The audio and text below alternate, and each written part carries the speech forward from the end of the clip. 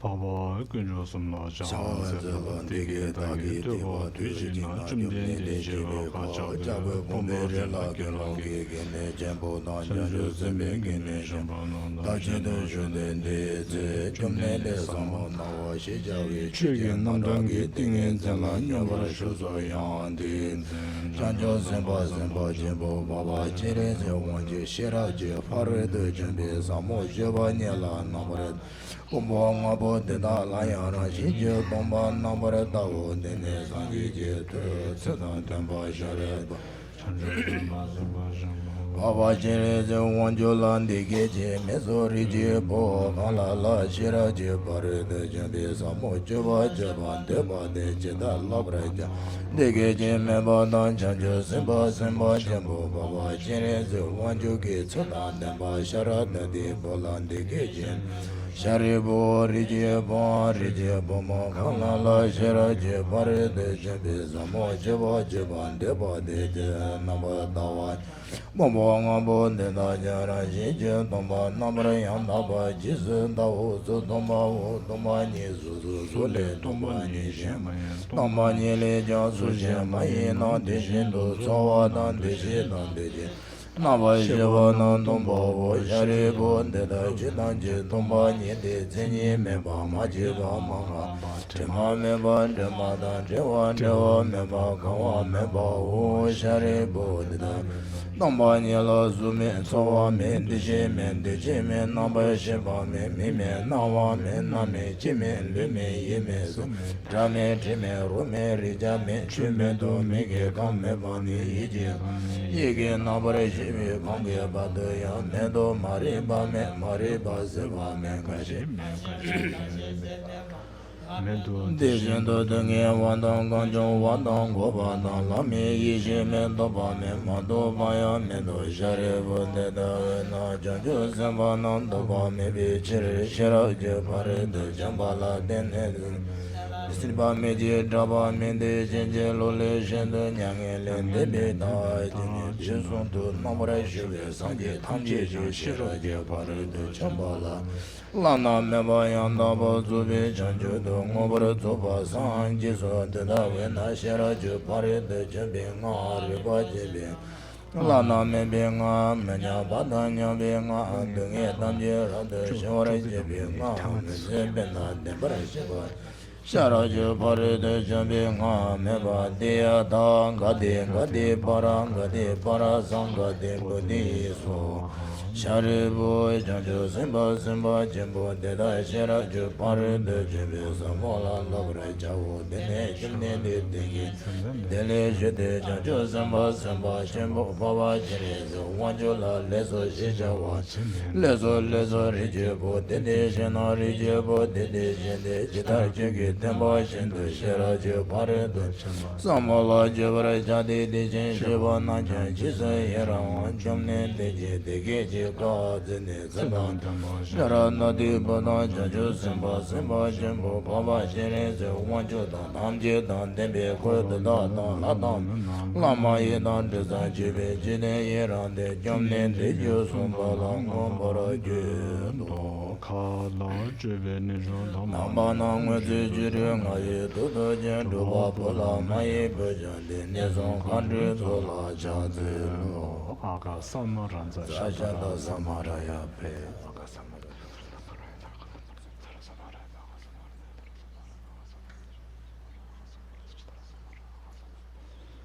Aga Samaranza Shadara Samaraya Pe Teada Gade Paranga de Parasanga de Budi So Papa Gujuzum Gedem Doge Jera Do Baraje Mevaji Shawaji Jera Shawaji Majime Time Chore Namba Jinde Kuru Kiri Tonda Gege Shawana Meden Nebe Gendan Dewana Dembara Beji Bezon Sojo Dejan Dene Dele Yasho Yende Gonje Shiji Dejen Dejen Damalange Dawaru Lebara Donen Bebano Koba Chimbo Demba Chingeno Lenji Nebe Tebe Tezon Shendo Nyegan Denje Shengeno Nyezen Gondo Nibo Lembe Genje Membara Jawa Chenge Lezo Yawa Chuyi Chibo Shen Yudo Jibe Chawa Demba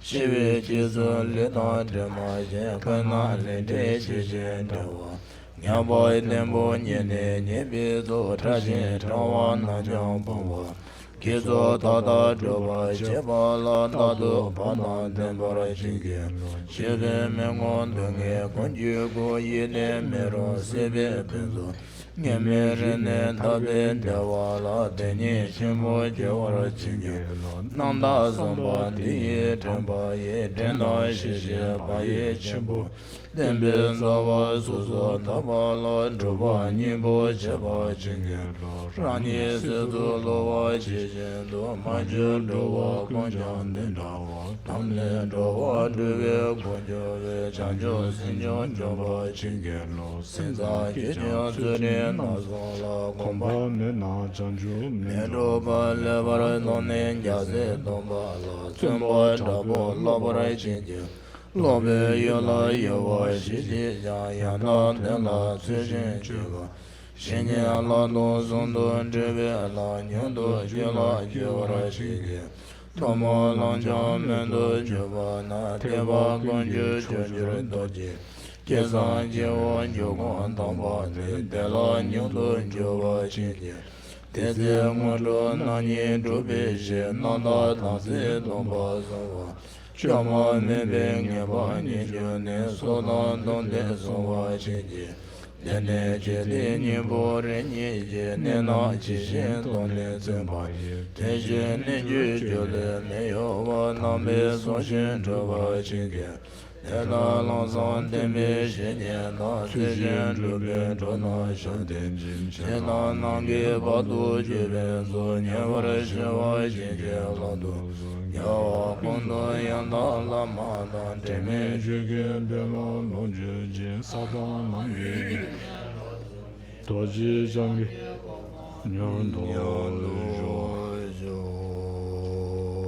Shobdin Sonshan Soji Leje Jaje Mendo Da Rera Leje Nyene Jemba Sanje Jala Mende Buba Ye Drogon Nala Jiman Jemba Oe Jo je zen lama damba jena je chigu kala jinze dende chena zambe deje zema la saji je audu oise ye na gore na mele la ya na ya me.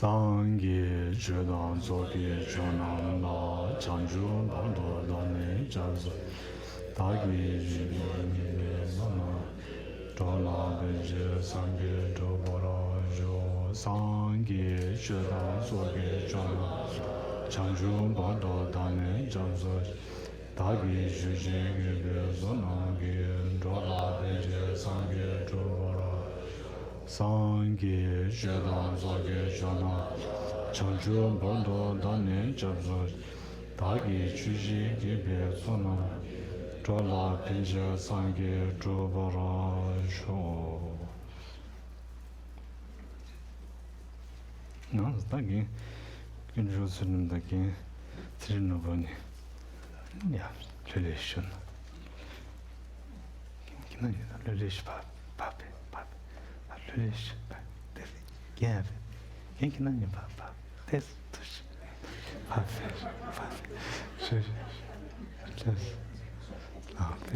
Mas chivar.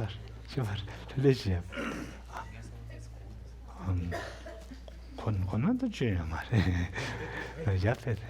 Que não é já.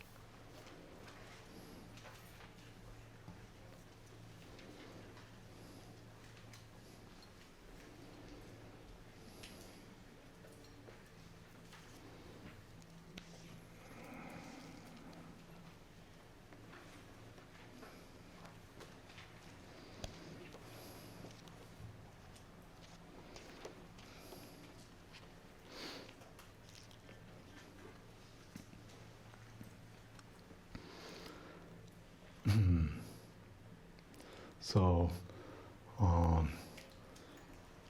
just to something like, I think something like to revise. So yesterday, beginning first with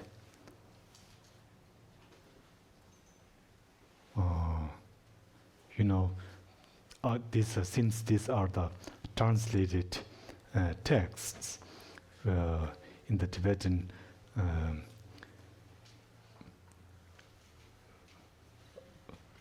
text, it always begins with, gyar keto, so something like in the, is it Indian language, more or less? Because I don't know, this India is a relatively new concept, right? So but this is before that, so anyhow, in this language, Gyāgar Ketu, then we have, we have the Sanskrit name, then followed by Pögyeto, or in the Tibetan language, and then the name the name in Tibetan.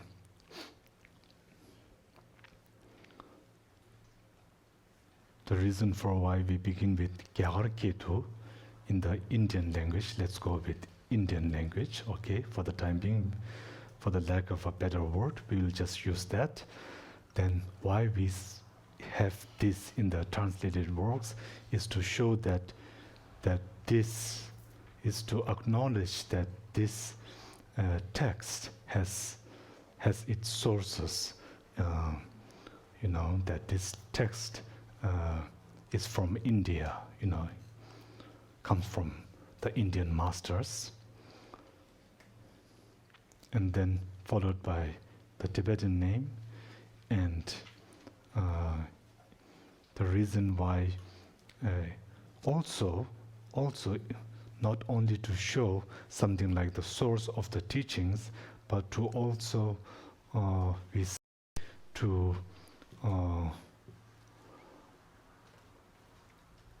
plant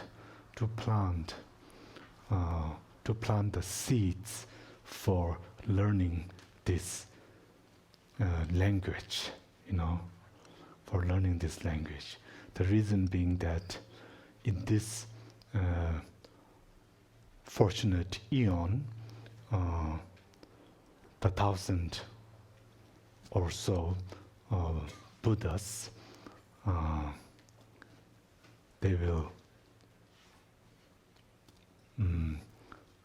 that they all will come to India, come from India, and also particularly, and that they will all attain enlightenment, attain the state of Buddhahood in this holy place that we all know, Bodh Gaya.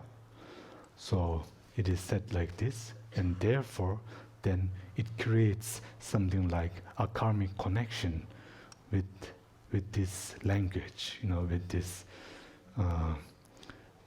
extraordinary language.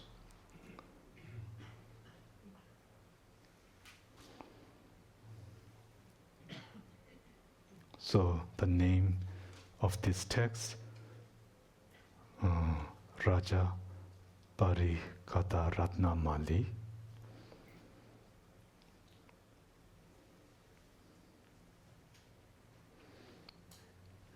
and then followed by the homage to the Buddha, and this is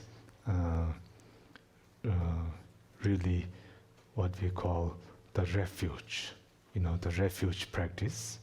Paying homage is refuge practice, and in the final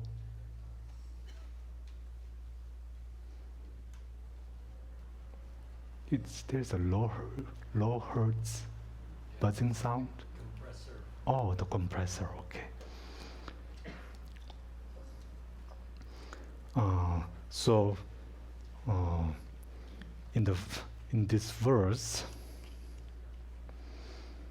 utterly free from all faults and adorned with all good qualities, the one friend of all sentient beings, to that omniscient one I bow. So this meaning of bowing, as we talked about yesterday, then I think this is quite clear.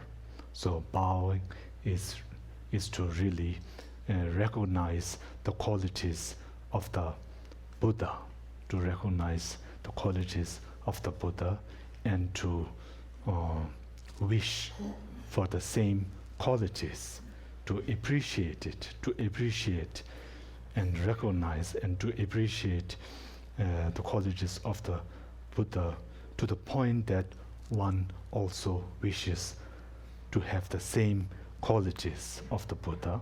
So this is the meaning of I bow to the Buddha. And then after that, then with the first chapter, the chapter on ascendance and highest good. So ascendance being high rebirth and highest good being liberation. These two are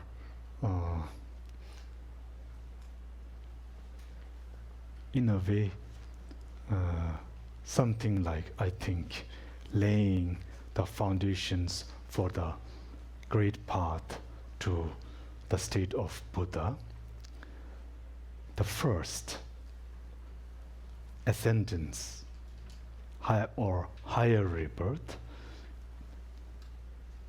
the practice of higher rebirth is primarily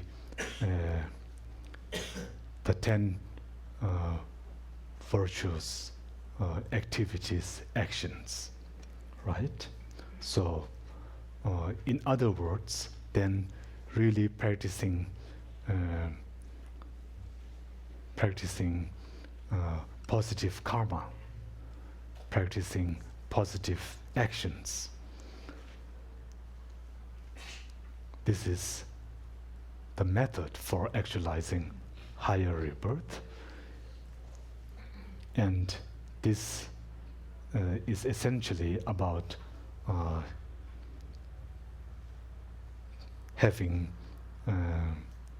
being a good human, I think. So this is the most basic practice. This is the foundation upon which the practices that correlate with liberation and the great path, the great path to the fully awakened state, all are based on this first, the higher rebirth, and the practices that are related to higher rebirth. So in other words, if I use the Lamrim term, then this is the path that is common to the person of small capacity, right? And then the second part, liberation, and the practice related with that, then this is the path that accords with the person of middling capacity, So the first chapter, it primarily deals with the path, with the paths in relation to the first two, the person of small and middling capacities.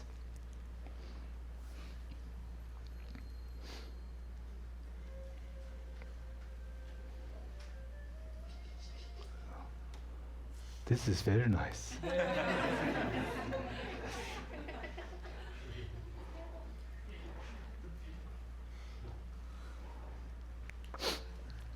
So, as it says here in the text, what is high rebirth? High rebirth is happiness. What is highest good? Highest good is liberation, complete freedom, complete peace.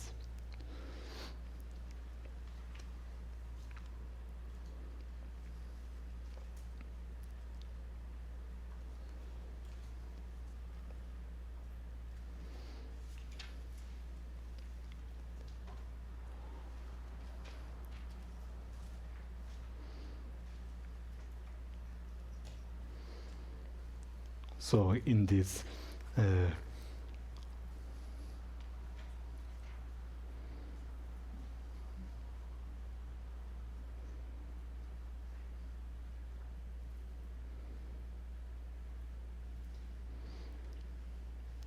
as a sentient being, as a human being, we naturally have this innate wish to be happy, and how to achieve that. Let us say, let us not even talk about, Buddha, future Buddhas, or the great path, or even future lives. What we can see is this life, at least for now, those of us who are beginners. So on that level, then how to fulfill that wish? How to fulfill that wish?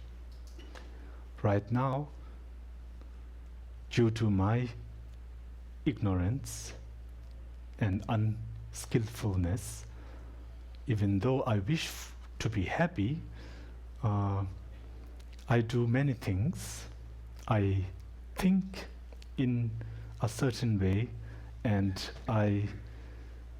with this thinking, then this leads me to approach others in a certain way, relate with others physically, verbally, mentally, in a certain way. So this is how I'm thinking now. This is where I'm at now. And many times, even with this wish to be happy, I try to engage, I try to fulfill that wish. I try to engage in many activities. I do many things, all for the reason to be happy.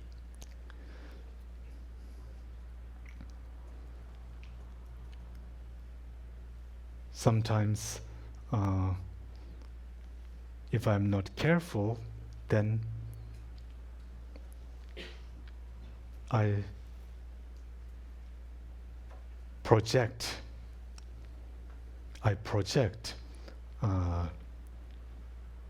happiness as something that is perhaps like materialistic, or something that is almost unrealistic. If I'm not careful, then I end up projecting this happy state. I put too many fabrications around that. There's too many ideas, concepts about what that is. And in all these fabrications and something like my own fantasy, then I commit actions and try to achieve things which I relate to this original happiness.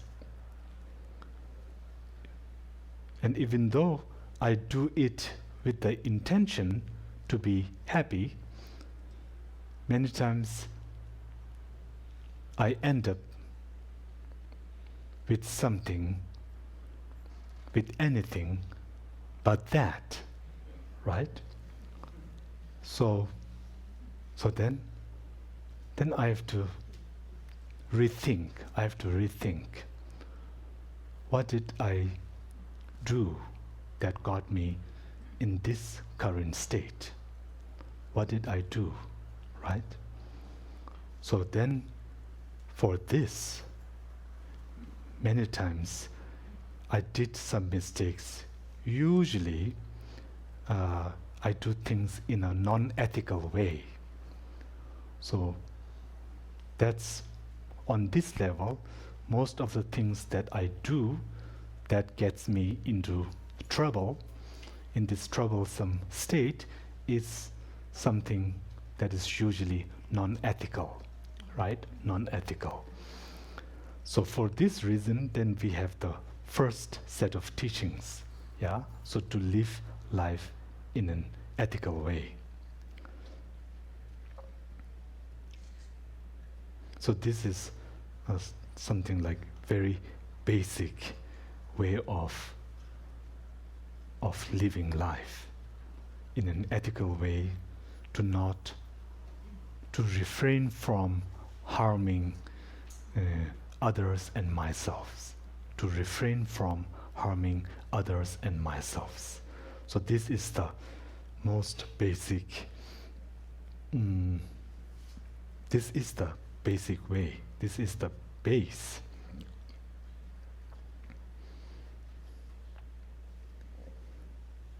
How can I achieve this state of happiness by harming others? That is simply not possible. That is simply not possible. So then to practice kindness, to practice compassion, and living in an ethical way. So this is the first teaching. And to help understand this, then to develop the faith, to develop faith in causes and effects, in cause and effect, causes and their effects, and then particularly karma and its results, karma and its effects. So to develop faith in karma. This helps in connecting my wish, what I wish for, and with what I am doing. It helps me see clearly, more clear,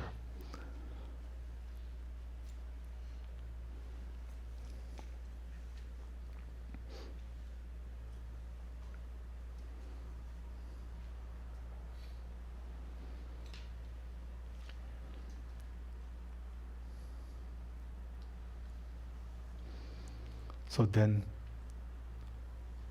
how to put this faith into action is then by engaging in the 10 virtuous actions, by engaging in the 10 virtuous actions. So I think that is where we begin.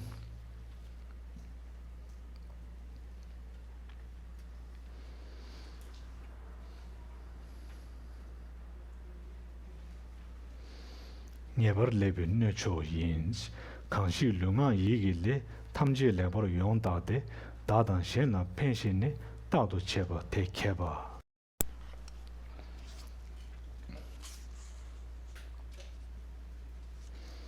So, verse 7, a wise person well examines all actions of body, speech, and mind, and understanding what is of benefit for others and self would always do it. So then, do what is the 10 virtuous actions? Misue badang kubondang shengi chumon pongdang lodang tama zubnit manje mawa yangdao dom chadang nese mebaba nigi tawa yongbam teda lelam kar chu te doba tani nabu yins. So then verse 8 and 9. So in regard to what a wise person who examines all actions of body, speech, and mind, and understanding what is of benefit for others and oneself, then engages in non-harm, refraining from theft, and not engaging in adultery, refraining from lies, from divisive speech, from harsh words, and from idle talk, and abandonment of miserliness, of maliciousness, and of nihilistic views. These are the 10 bright paths of action. The 10 dark ones are the opposite.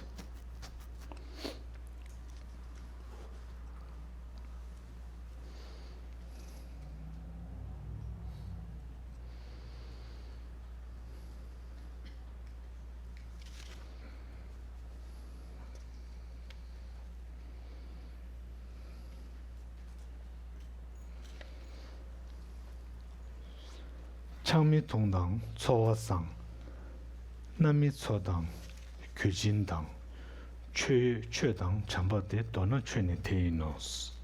In brief, Dharma consists in not imbibing intoxicants, maintaining right livelihood, abandoning harm, being respectfully generous, honoring the worthy, and love.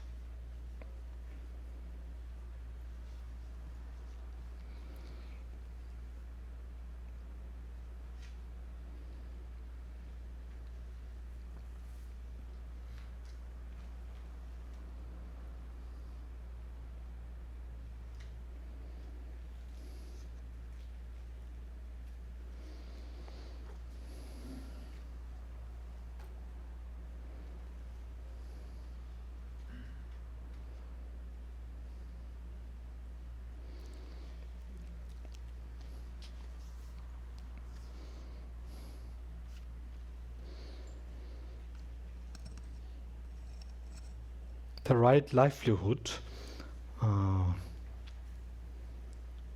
So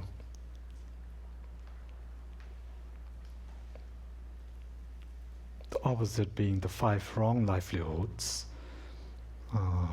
In one categorization, then the 5 wrong livelihoods, tulche.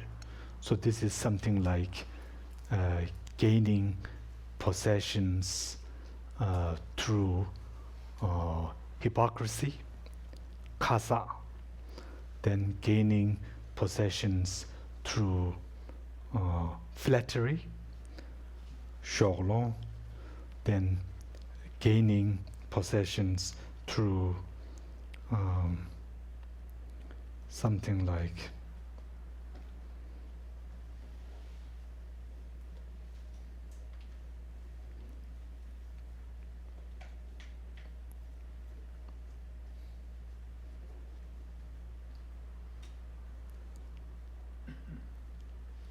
고주다운 가르치기는 고주다운.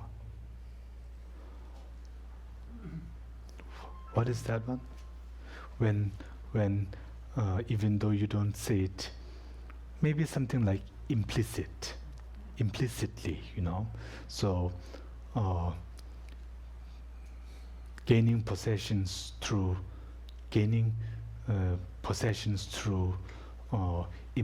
using implicit language, right?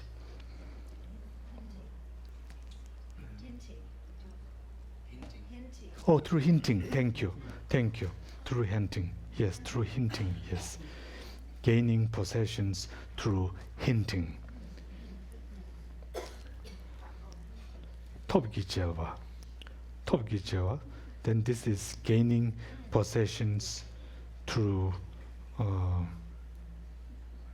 I think something like force, using force, you know, so using force, gaining possessions by threatening or using force. And then then gaining possession through something like, it says here, calculated generosity. Yes, calculated generosity.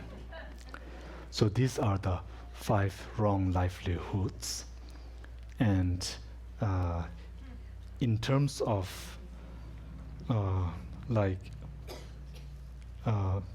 business, then the five types of business, that one should avoid is like business that deals with weapons, that deals with the sale of human beings. So this would include slavery and prostitution, and then business like the meat business and intoxicants business that deal with that, and then also business with, it says, poison, so making poisonous substances like that. So this type of livelihoods then one should avoid. And so the previous 5 is something like the 5 wrong livelihoods for monastics, and then the latter 5 is more for a householder. This is one way of, I think, understanding it, but either can be either. So like this.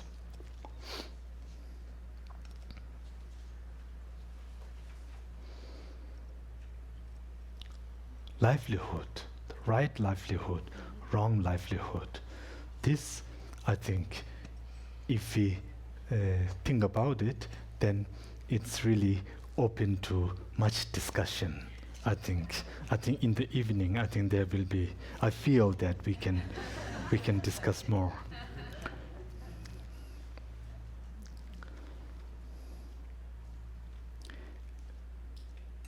So in brief, Dharma consists of refraining from intoxicants, maintaining right livelihood, abandoning harm, being respectfully generous, honoring the worthy, and love.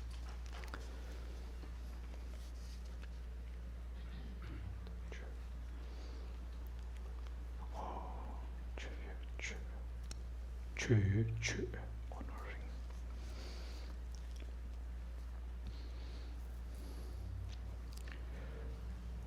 Ludung cheba bajigli cheme tedar teini shenla nebo pongmejing shenla pendo yuemayins.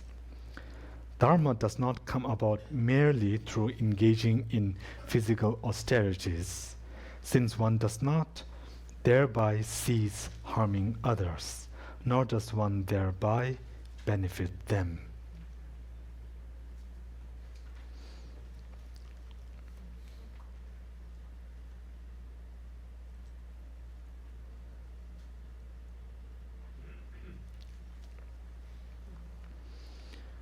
Jindang tsujum se selwa tamje lambo chela kang magi ludung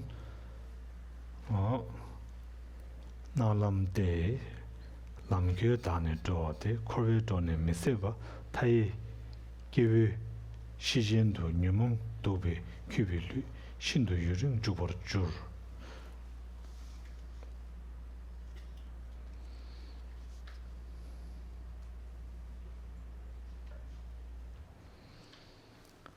One who does not respect the great path of the true Dharma with its manifest generosity, ethics, and tolerance takes the mistaken, well-trodden cattle paths of inflicting hardship on the body. Such a person with a body gnawed by the wild beasts of negative mental states wanders for a very long time in the terrifying wilderness of cyclic existence, whose trees are limitless beings.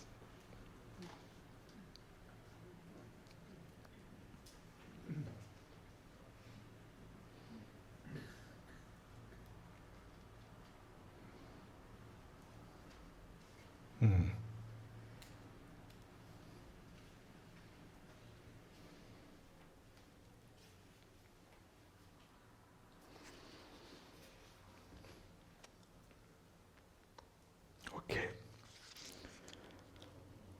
And now it is talking about something like the shortcomings or the effects, the results of the non-virtuous actions. Seba yini tsedungjur nabar soye neba mak kuwa yini longjubung chivu chebe dadanje zundu mayo kura de tama yini shedan iye zumu nigi minyen tu mendewa yi tsingmi zun napsim yi la rewa jom nunsim jikwa jimbarche lobar dawe tangi ni changdungwa yi lo tu de maji nembe uwa ni lobar sowe luba de kyanba yini ringi ni tado kini sechung ni tawe kado nyamba ni kela mindi lumba ni mini lani debu di kungi tangbur nyandros. So now we listen to the not so pleasant things. Through murder, one is born with a short lifespan. Through harm, one encounters much torment. Through stealing, one becomes impoverished. Through adultery, one acquires enemies. Due to telling lies, one becomes reviled. Due to speaking divisively, one loses friends. Due to speaking harshly, one hears disagreeable speech. Due to idle gossip, one's words are disregarded. Covetousness destroys cherished objects. Maliciousness is said to bestow fear. From wrong views comes bad eyesight.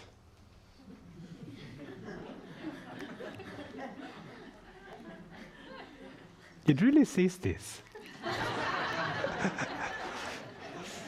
Yes.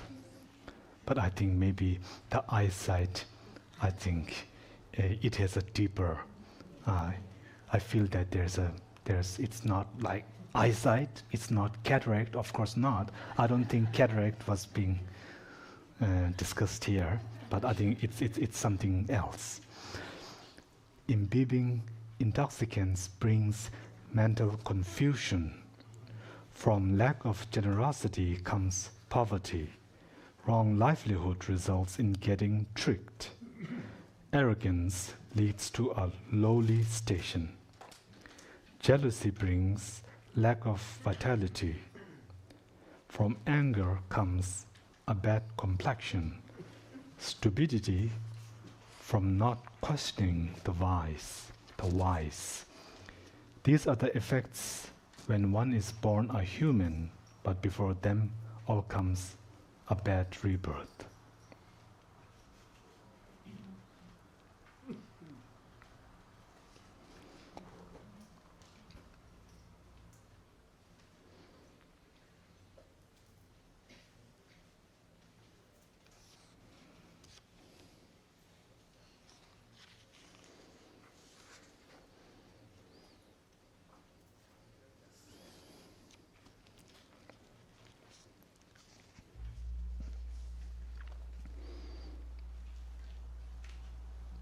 I think many of these results of the non-virtuous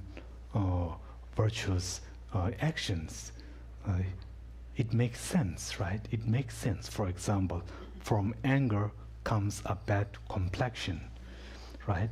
So when we think of like lifetimes, then we think, oh, if I do not control my anger, if I actually sort of encourage my anger and really hold on to my anger, then in the next life, it is likely that I would be born, not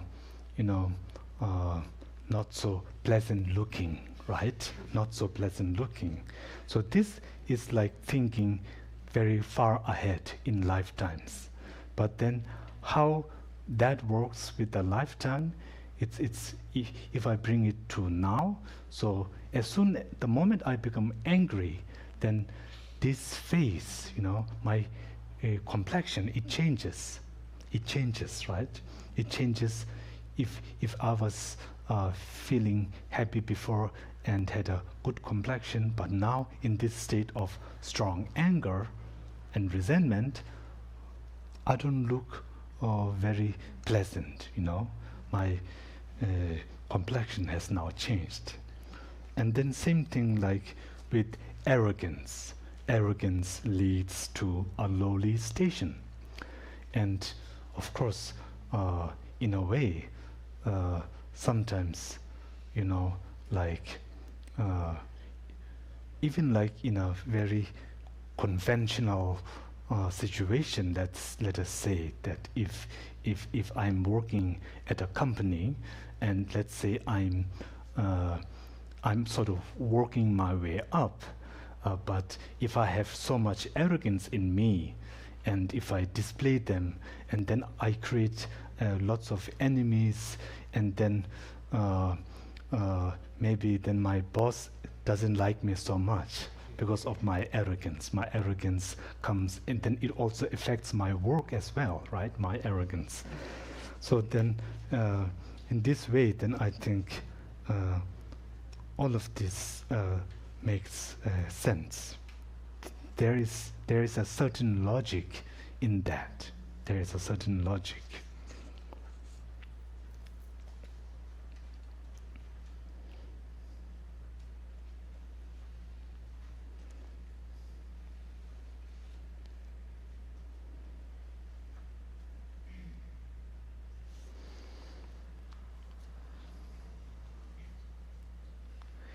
미게 시자 대다기 나민 다바카임바 개와 다네 탐지라 데부티네 도디중 차단 셰단 띠무다 대게레니 메게와 마차 셰단 띠무메 대게레니 개와이 메게와레 동의균 대신연도 탐지토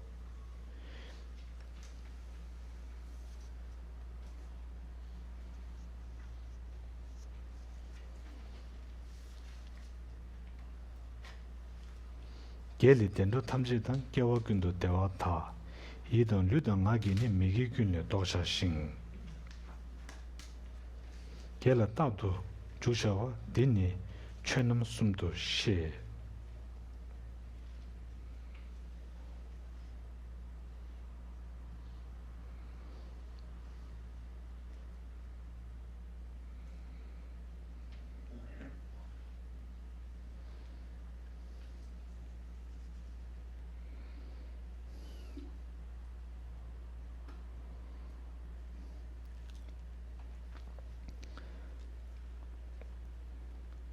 Such are widely known to be the fruits of the actions called the non-virtuous. In the case of all the virtuous actions, the opposite effects arise. Greed, hatred, and confusion, and the actions that arise from them are ugly. Non-greed, non-hatred, and non-confusion, and the actions that arise from them are beautiful. From non-virtue comes all suffering, likewise all negative rebirths. From virtue comes all positive rebirths, and the happiness within all rebirths.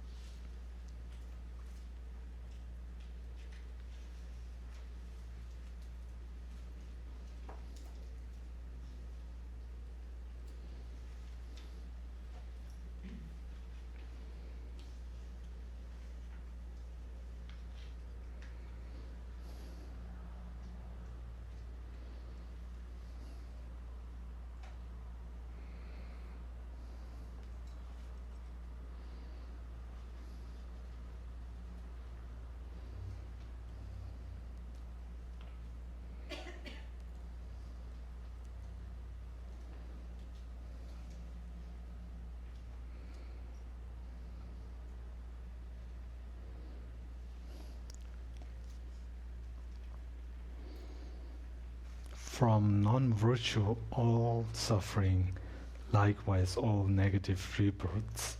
From virtue come all positive rebirths, and the happiness within all rebirths.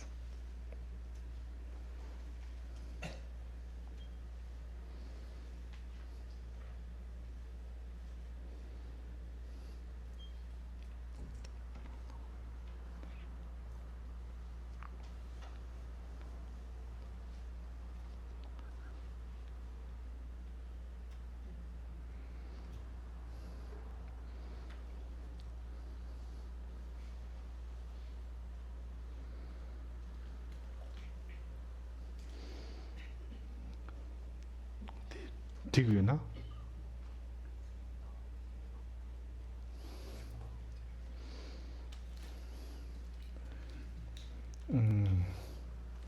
Pashin kevarsmendo.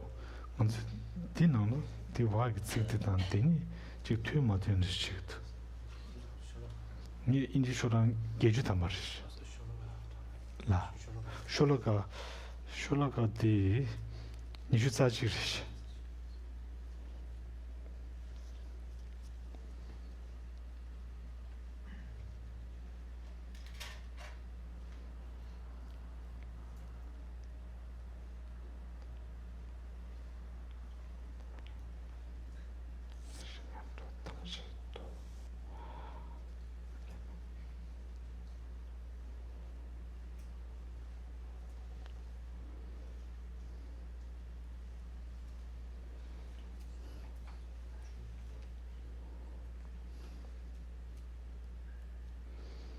I was just a little confused here because the next verses in Tibetan it says the Dharma is threefold, whereas in the English translation it says the Dharma is, I think, twofold.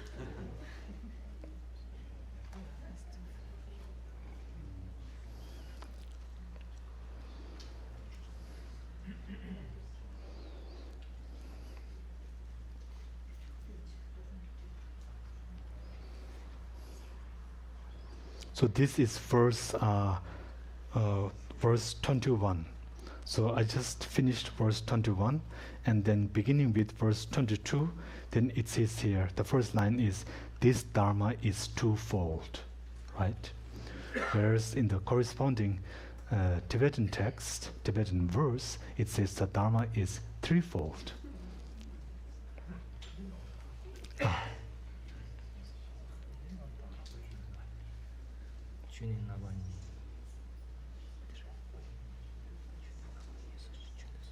Oh.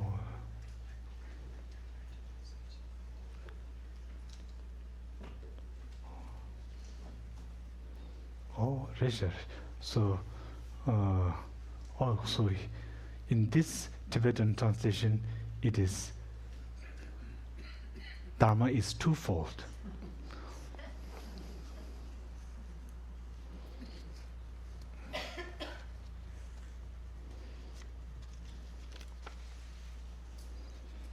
Just make sure it's not bad eyesight.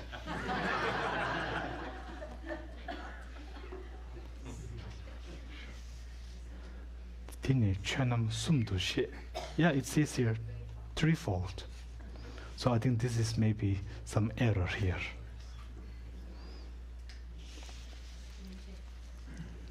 wonder if the two different translations are, one is talking about virtue and non-virtue, but the other line is talking of body, speech, and mind. And one is focusing on free body, speech, and mind. Oh. And one is focusing on the virtue and non-virtue. Oh, yes. This Dharma is twofold.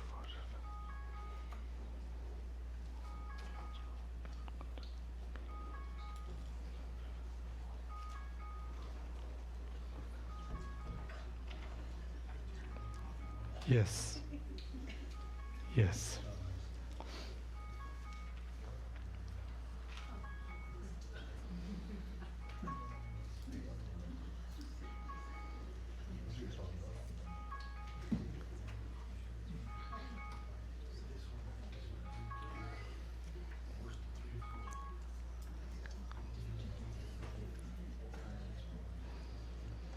Dini chunam nisu shirwa.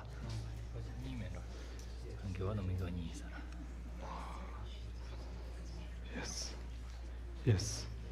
So, yes. So I think this is using the correct, of course, because I think Sarah McClintock and John Donne. So I'm sure they went through many different manuscripts and really made much research. So this is the correct, and so was that Tibetan version was, I think, the correct one. So here I think this is just this. I think this is wood print. Maybe it's wood print. So the person who carved it out must have made a mistake. Dini chönamda nisu shes ro dirish.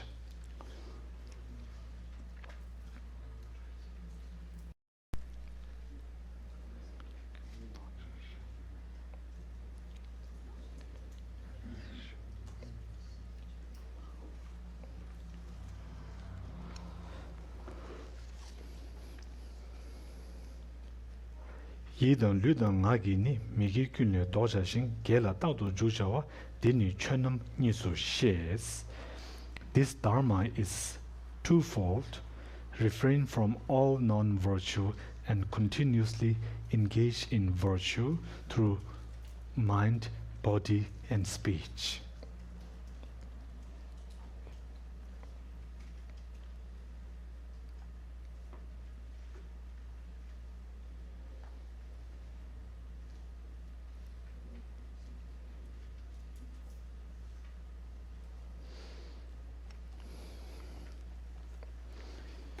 Yidang ludang ngagi nis.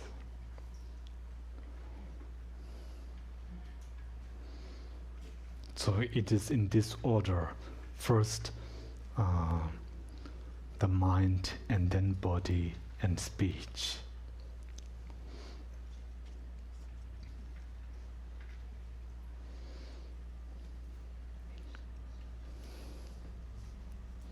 So this is like the cause and effect in that, I think. Yeah, causation, yes.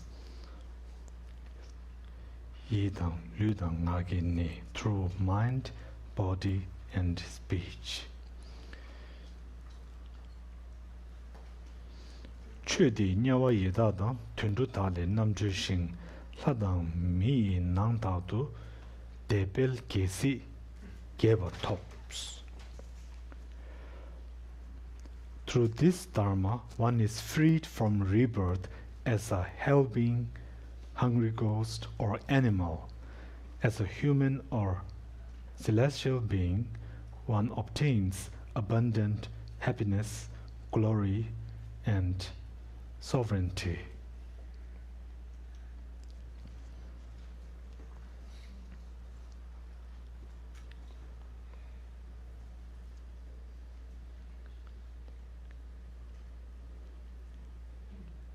Debel kesi geva tops. So, of course, even though this text was something like Nagarjuna advising the king, King Gautami Putra,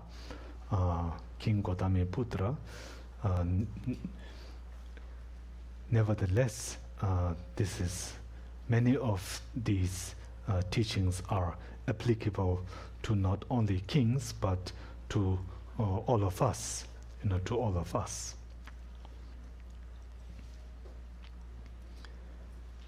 Samden tseme sume ni tsangso dewa nyongwarche tedarungundu chödidang teyi debu dordubaos.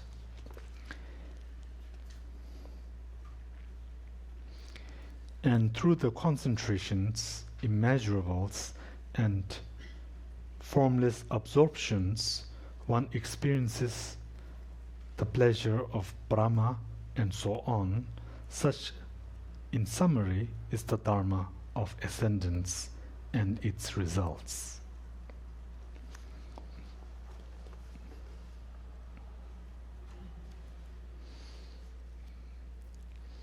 So this is the first part of chapter 1.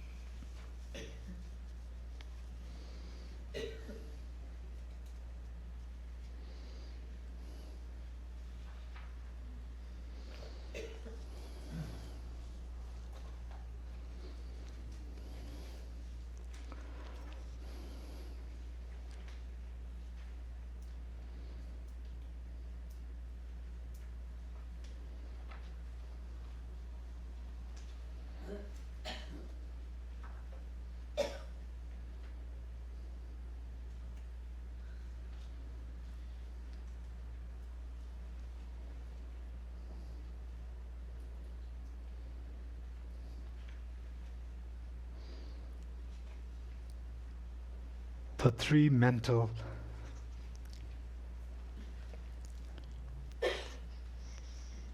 virtues: abandonment of miserliness, of maliciousness, and of nihilistic views.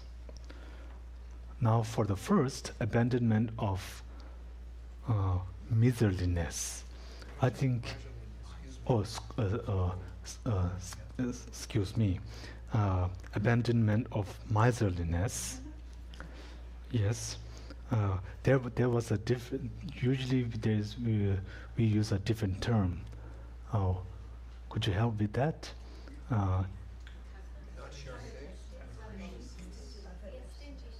Oh, abandonment of miserliness.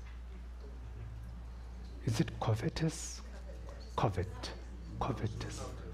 It's not that. It's not that. Right.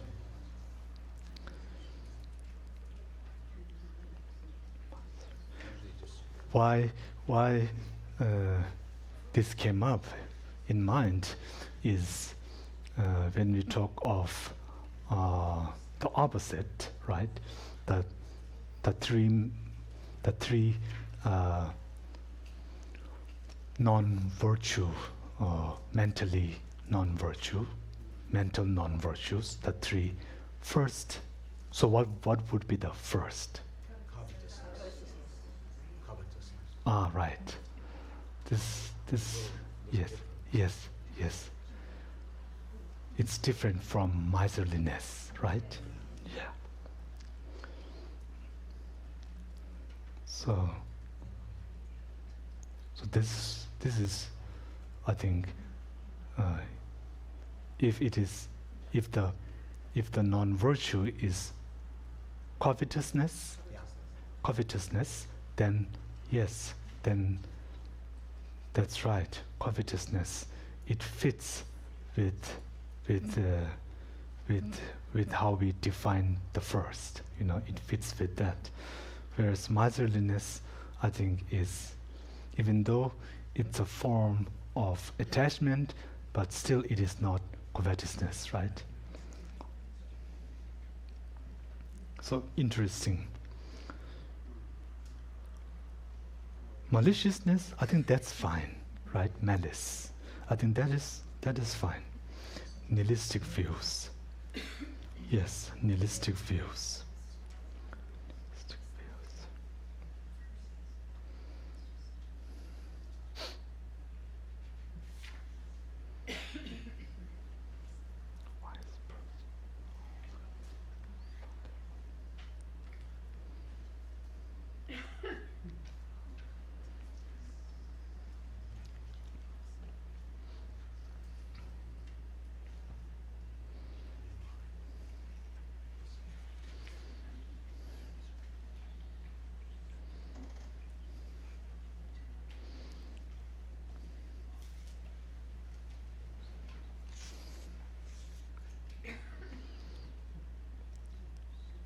So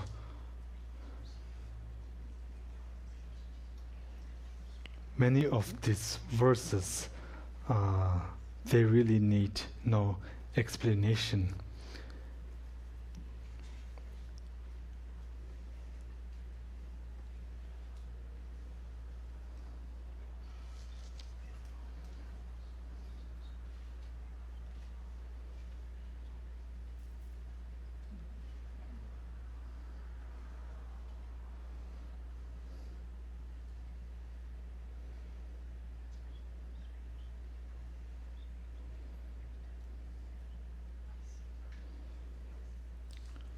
Whenever His Holiness gives, bestows the Upasika vows, yeah, right? Upasika vows, then the commitments, then His Holiness, I remember that His Holiness always explains most of these things, if you commit,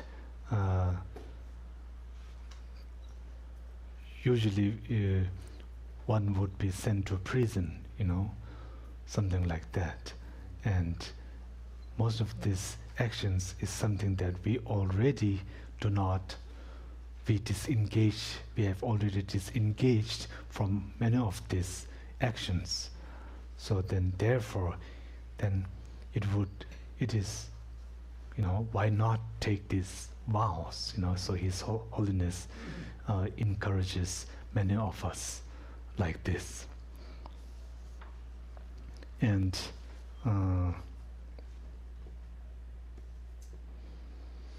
this, for example, then taking vows, then this is really a way of putting into practice,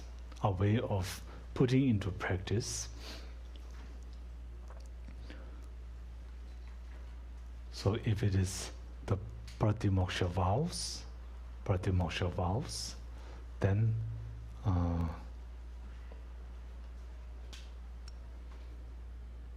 this just came up. So here, at this point,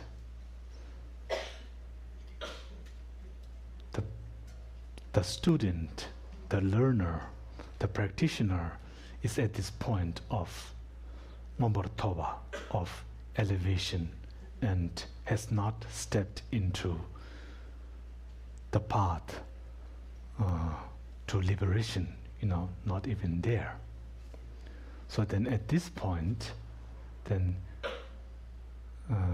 I don't know even if we can call it pratimoksha vow, right? Because pratimoksha vow, to my understanding, one takes the pratimoksha vows with the striving for liberation, moksha.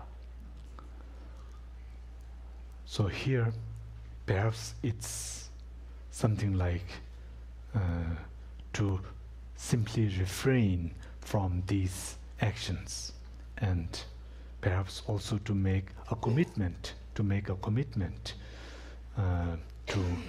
refrain from these actions.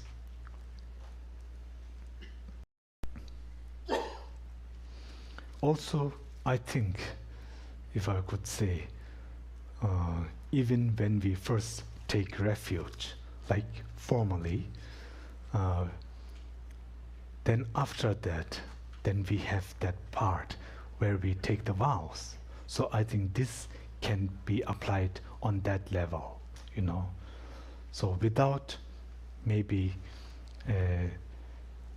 this wish of liberation, but in a way that is not possible, to follow the Buddha and to take refuge in the Buddha, the Dharma, and the Sangha. And then how is it possible not to have this wish for liberation? One could ask, right? Is that possible, right? To take refuge in the three jewels and yet not have this wish for liberation? Because liberation is already included in one of the trees. It is Dharma. So then I just went a big circle. Yes, I just did a big circle. So anyhow,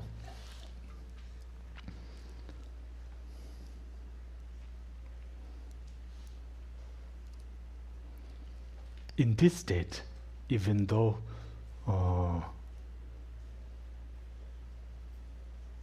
us, when we are at this stage, I think even though we have this wish for liberation, that we have taken refuge in the three jewels, but maybe this wish is not what is the word, spontaneous or the non-contrived, right? Maybe it is not at that level at this moment, but of course it's coming from our heart, of course, but it is not spontaneous, right? So it is in a way taking refuge is like walking towards liberation, walking towards renunciation.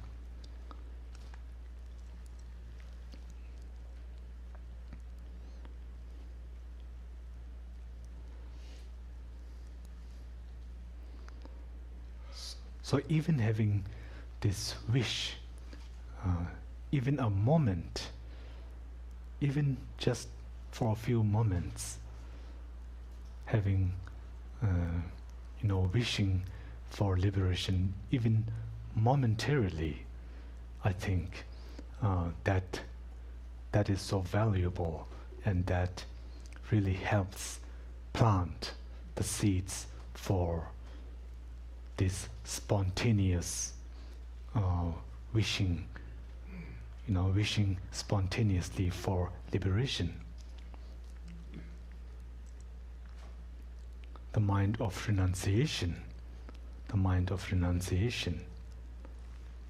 even momentarily, even one moment makes a difference. So in this way, then we as beginners then practice it like this, like this, without putting too much pressure,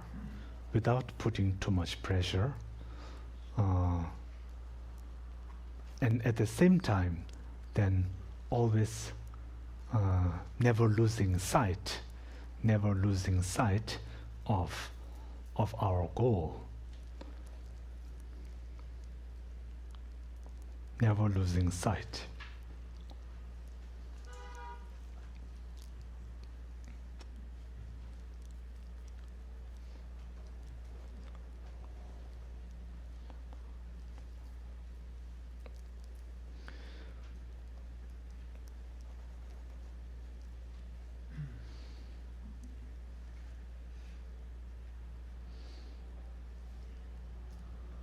Due to our capacity, due to our mental capacity, then this is how we enter the path. By first practicing Dharma on this level.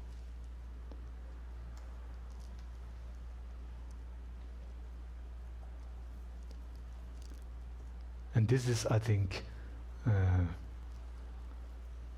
for example, when we take the bhikshu or bhikshuni vows, then first we take the upasiki vows, right? And even though we go from non-upasika to bhikshu in one day, still in between that we were upholding the Upasika vows, for a few minutes, right? For a few minutes. And this, we always say, Temba la rimgi jugbe chetos, for the purpose of gradually entering the Dharma. For the purpose of gradually entering the Dharma. So this graded path, gradually. So this helps. This helps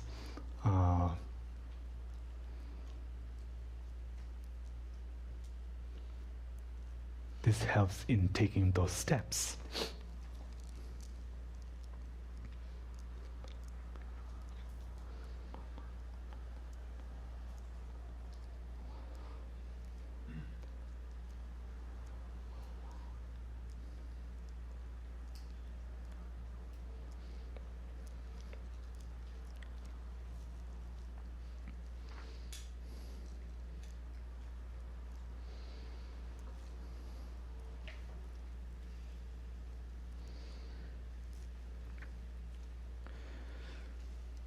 And one thing, I think, to engage in the 10 virtuous actions, this requires also,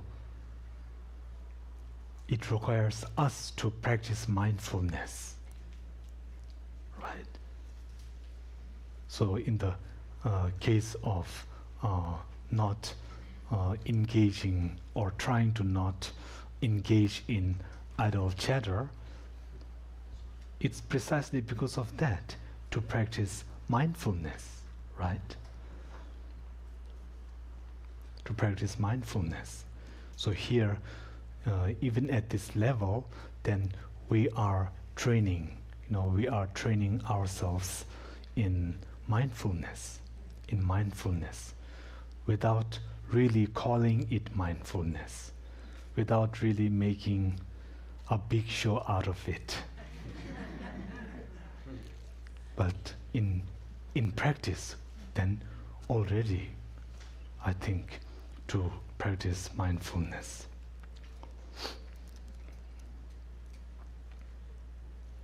Oh, by the way, this big show thing, then, all this showbiz, big show, it really comes from the 8 worldly dharmas, 8 worldly concerns. So then, as His Holiness always says, to practice sincerely, from the heart.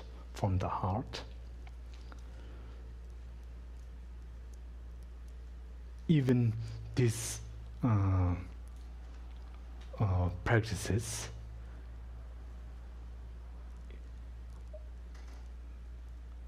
it really depends on how we practice these 10 virtues. Depending on how we do it, then they can be really powerful, powerful practices, powerful methods, powerful tools to unlock our potential, the potential of our mind.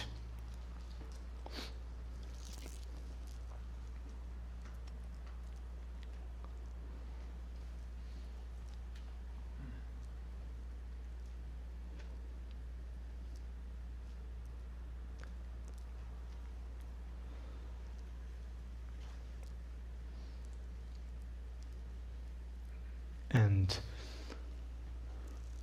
when engaging in these 10 virtuous actions, it is not simply about refraining from the said action, right? It is not simply refraining from that. There was many things involved in this practice. The motivation, and then at the actual stage, and then in the dedication part, to always these three. Jorngu Juksum. So Jorwa is something like the preliminary, and then Ngushi is the actual part, and then Juk is the something like at the end. So when applying these three for our practices, then they can really make the practice that much more powerful in the sense that the practice is more efficient, more sustaining, more effective. If you don't think in these three ways, then even though the actual part we did very good, we did properly, we refrain from non-virtue, of course that is good. But then if you don't make sure that all these three are set up properly, then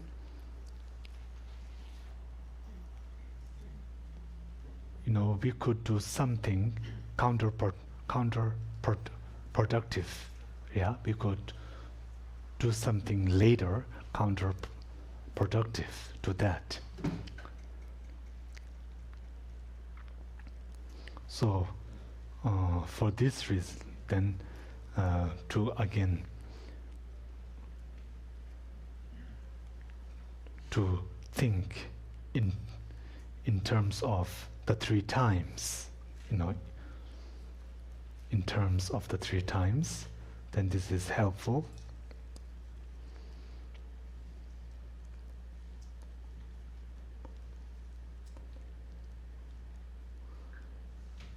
What is this sutra? Kunjo Jeringi Do. Remembering, is it? Recollecting the three jewel sutra, something like this. Kunjo Jeringi Do, I think, something like that. Then it says the Dharma is Tanbechunye, Tomaragewa, Pardogewa, Tamaragewa. The Dharma is Tomar in the beginning, then it is virtuous, then in between it is virtuous, and at the end it is virtuous. So the beginning, the end, and in between.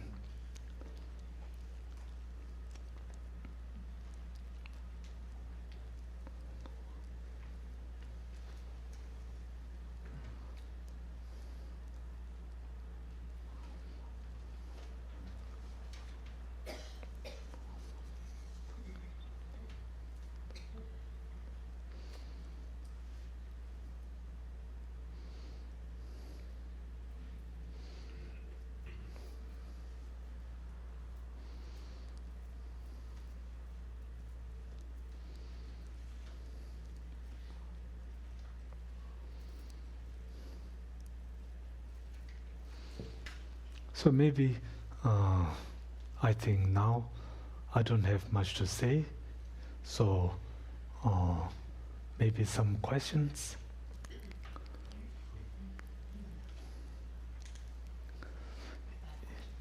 The mic, please.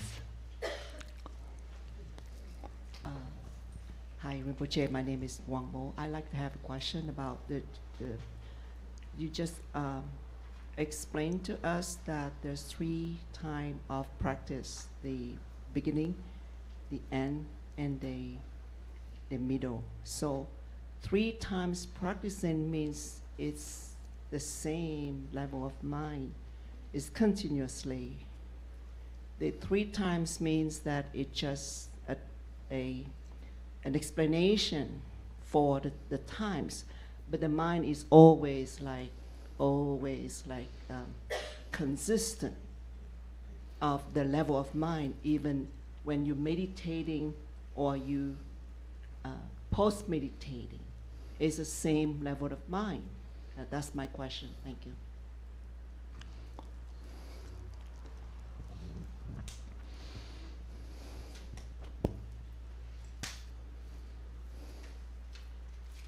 Yes. So in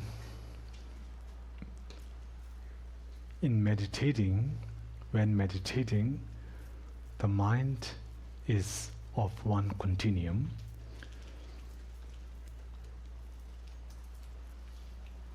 Even though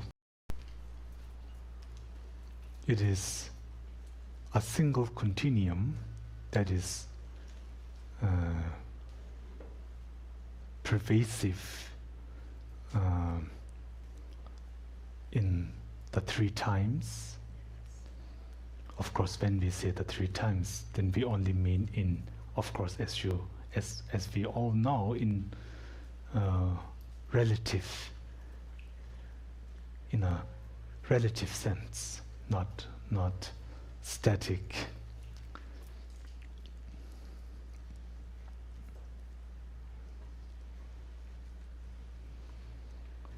Even though it is of the same continuum,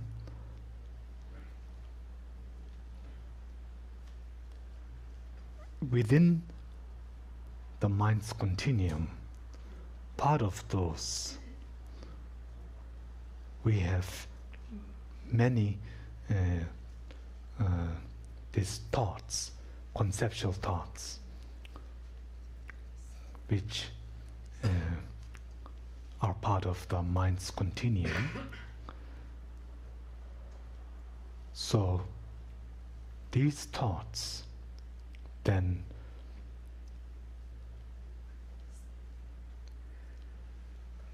how to deal, how to navigate through all these thoughts. In other words, how to be not affected negatively by these thoughts.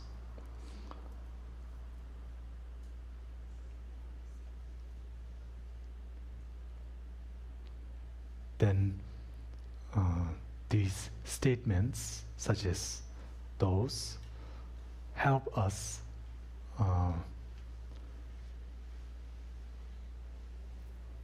to draw some techniques, namely mindfulness, which help us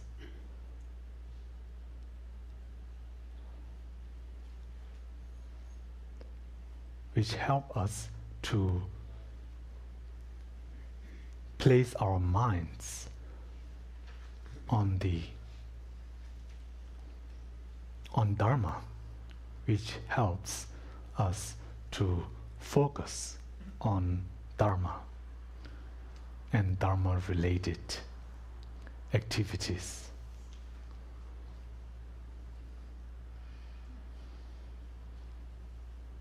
So, in this way, then, yes, thinking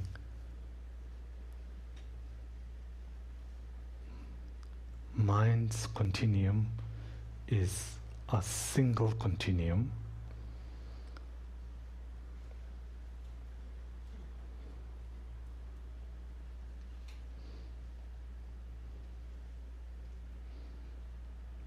but with many different thoughts composing that continuum.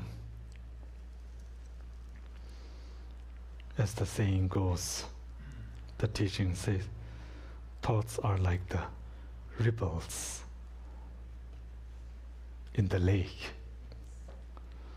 They are like the ripples of our minds. In a way, fabrications of our minds. Fabrications.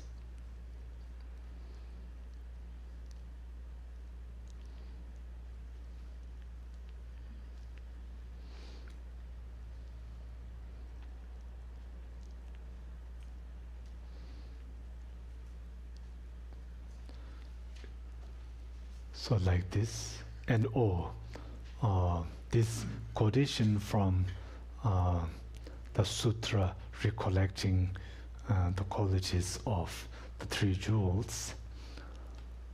This statement, that that the Dharma is at the beginning virtues, in between virtues, and at the end virtues. I don't know. I don't think it is referring exactly to the preliminary, the main part, and the end. I don't think, but nevertheless, you all heard. I somehow tried to make that connection with that. Maybe because they are both in sets of threes, and then I tried to somehow equate.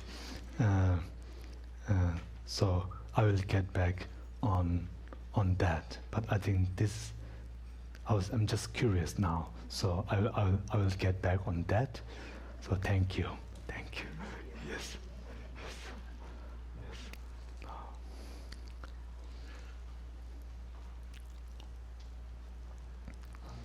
Question about covetousness.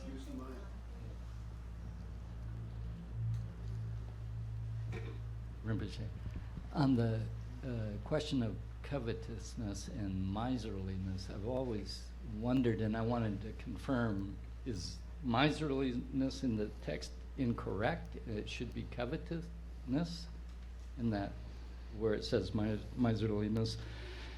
And why being attached to something somebody else has is in this place rather than being attached to what you have and not wanting to share that.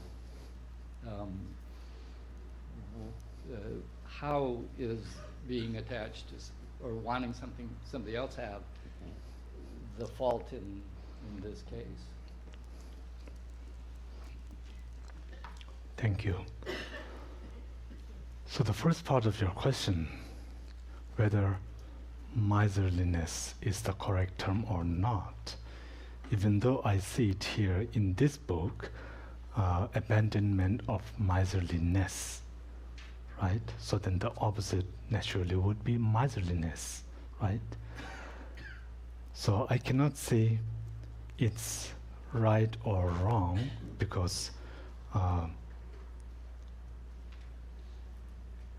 the translators, I'm sure, went back and forth with regarding using this specific term, and so we would have to ask their definition of what that is, and only from that can I sort of have a vague understanding, right?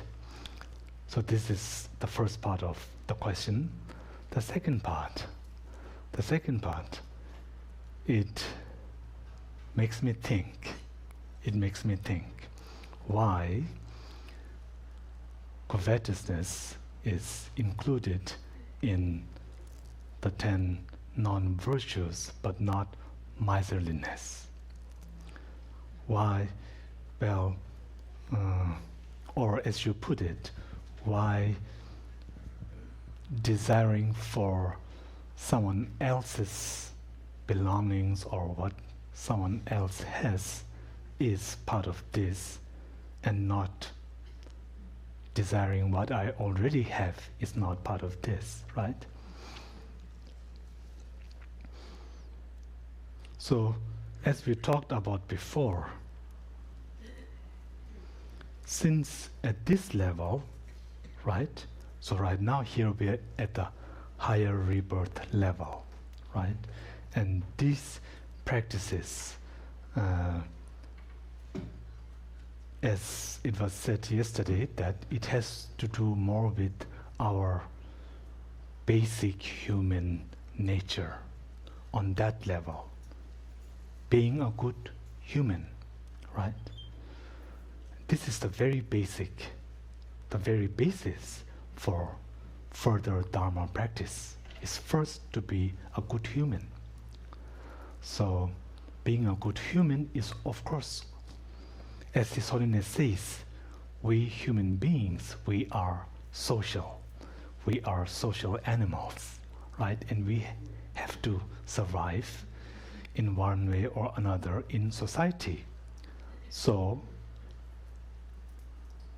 then something like we have to live in harmony with our close, with our loved ones, with our neighbors, with our community, with our society. So this is where we are at now. This is the practice that correlate on that level. And on that level, if you think about it, then covetousness is something that could really disrupt that harmony. You know, it could get in the way of being, of living in harmony within our society, right? For obvious reasons. Whereas if I am attached to what I already have, that's fine. You know, as a human being, I can do that. You know, I'm somewhat entitled, right, to be attached to my goods, my pecha, or something like that, right? Oh, this is my special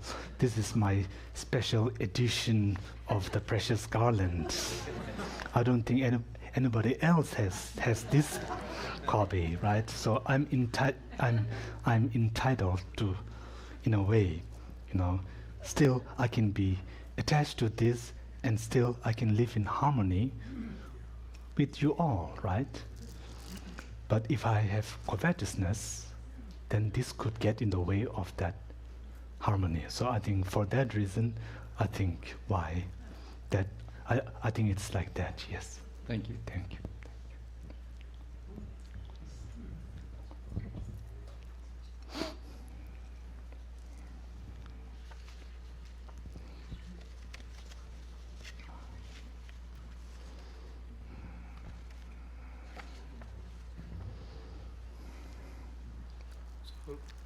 Rinpoche, might be. I think it's A little closer.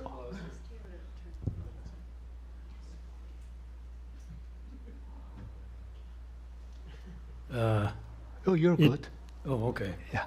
It might be interesting to consider this translation from McClintock and John Donne. They also use Sanskrit. They translated from original Sanskrit and Tibetan, and you know, compared them. That's how they came up with the English. Oh, yes. Yes, it mentions. Yeah. Yes. Yes. Yes. So therefore, yeah, you're right. You're right. You're right. Thank you. Thank you. So, you know, McClintock and Dunn, Sarah McClintock and John Dunn, you know, have gone through many of the manuscripts, and also I think they checked the Chinese manuscript and the translations from those, so they did much research, and so based on that, then that's exactly why I couldn't. That's why I couldn't reject outright like that, you know, because of all the research that was done. So yes, yes, thank you. Thank you. Please. Yeah. What are those three things that you mentioned earlier that make the practice more effective and more sustaining and et cetera? Or could you say that again? You mentioned something earlier about three things Oh, yes. that make the practice more effective and sustaining. Yeah, thank you. So this three was something like our motivation, the preliminary, right? The preliminary. So the preliminary part, which would include our motivation, the motivation for why I am refraining from a particular negative action, right? The motivation, my motivation. So this would be the first, the preliminary part, and then the actual part, so the first is the preliminary, yes, and then second is the actual part of refraining from a particular negative action. So this would be the second, the actual part.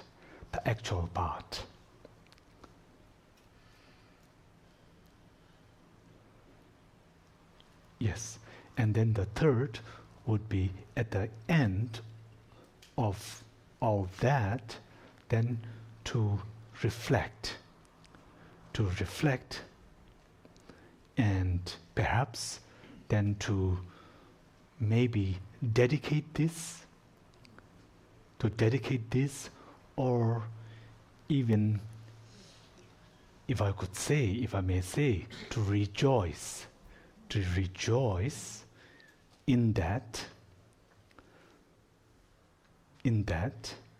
and then making like this commitment to continue this.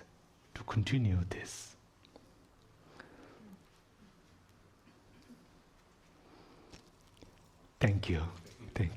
Yeah. This? Okay. So Rinpoche, earlier you had talked about the 5 wrong livelihoods, and I had a question about that. When somebody insists on giving you a gift without you doing anything to earn it, and you also use none of the 5 wrong livelihoods of gain, should you accept it?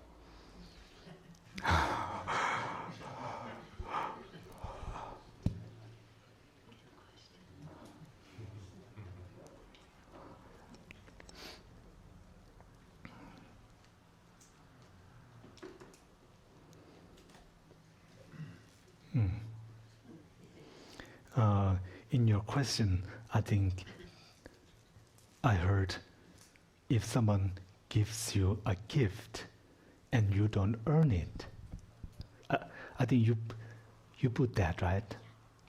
That was the clause.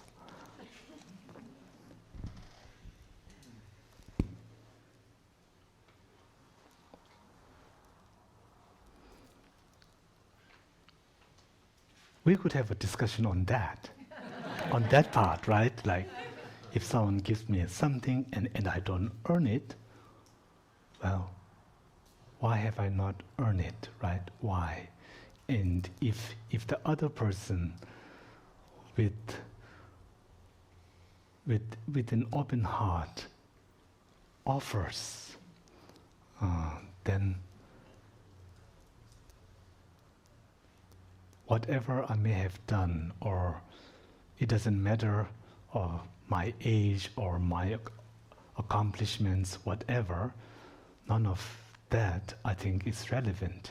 The most important thing is to accept the person's generosity. And as soon as you have that, as soon as you accept it because of the person's generosity, then I think you have earned it. Yes. Yes. Thank you. There's one question online. This person asks, related to the list of karmic results we reviewed. It seems that this is an oversimplification and should not be taken literally. Understanding karma is far more complicated than such simplifications. Do you agree? Yes. Yes. Yes. The subtlety of karma is, it is beyond me. And as we say, it's something that's beyond conception, beyond conception, how karma operates at the subtle level. It's really beyond our conception. My conception. Yes, yes. Or conception. Yeah.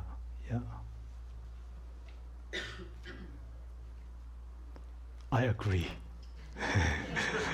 Yes. I'd like to respond to earning. A gift. I've been sitting here and I've been admiring you because she's such a beautiful girl in the Dharma, so young. She has brought me great joy. She earned it, and she doesn't even know it, just because of who she is. So it's not, for me, it's not, she had to do something, it's just her being that she has already given. So I think you have to look at it both ways. It's not a thing you earn, you did, it's who you are, and that brings joy. And so, in front of your mouth, don't wave it around. Excuse me. Thank you. Who she is brings me joy. She earned it. That's simply. Thank you. Thank you. May I comment on that? I don't need the microphone. It's very short. Okay, never mind.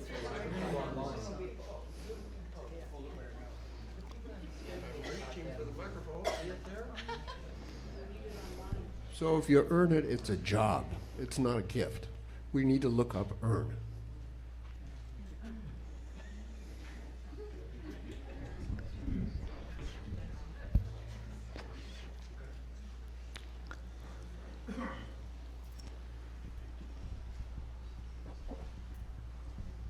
So it raises a question in my mind, what if you are the recipient of the gift from a person that earns what they're giving you by some wrong livelihood, like stealing, killing, whether it be animals or people, or other wrong livelihood, and they're going to give you this very wonderful gift.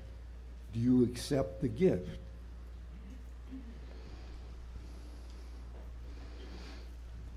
In this situation, does the recipient knows all this background? Yes. Okay. And is there any danger to the life of the recipient if the recipient refuses? Only the giver would know. So you can speculate, but you wouldn't know. I mean, but you Then I wouldn't know.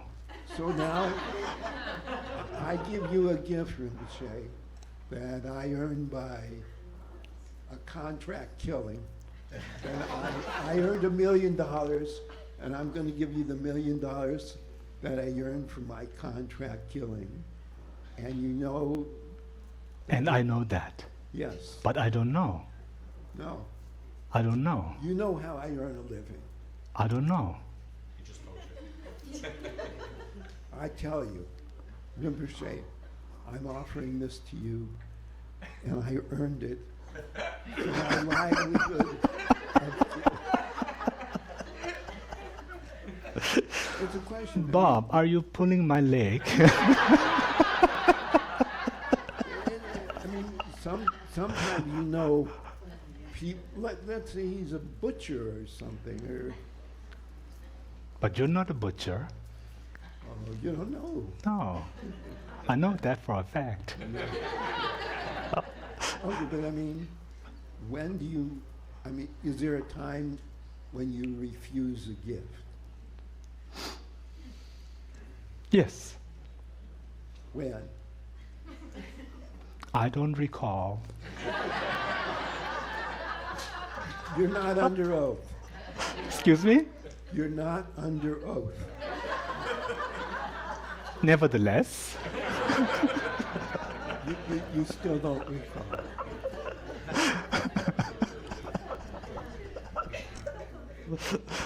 oh well, we have reached our time. Is this like good timing or bad timing?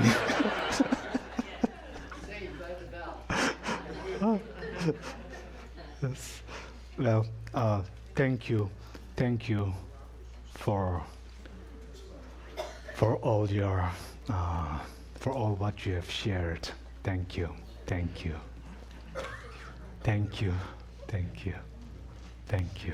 Yes. Sa je bege je me do dam je je ni de gyamba de sangge shindu mi de wu tu gun nam da shin da je ba ro sho idama go ro na men de la gam ne ya da ya me